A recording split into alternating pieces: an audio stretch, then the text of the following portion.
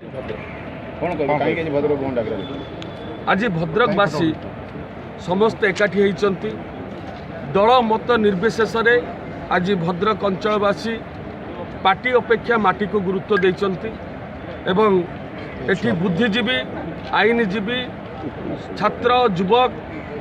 व्यवसायी समस्त एकजुट होती भद्रक रे जो दीर्घ दिन धरी मेडिकल कॉलेज प्रतिष्ठा पाई दाबी हो आसुची से दाबी को सरकार कर्णपात न करिबारु तारी प्रतिवाद रे आज आमे समस्त एकाठी होइछु एवं भद्रक रे मेडिकल कॉलेज प्रतिष्ठा पाई दाबी करूछु। केंद्र सरकार कर मंत्री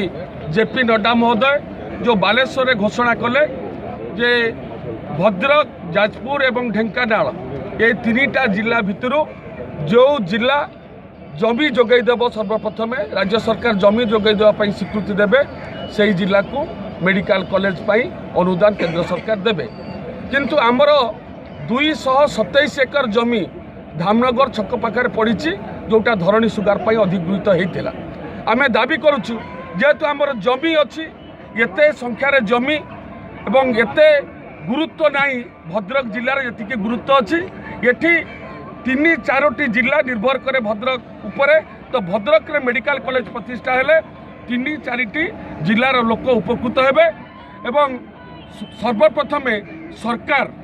राज्य सरकार प्रस्ताव दियंतु प्रपोजाल दियंतु केंद्र सरकार को गतकाली बासदेवपुर केंद्र मंत्री धर्मेंद्र प्रधान घोषणा करछंती राज्य सरकार प्रस्ताव दियंतु भद्रक जिले में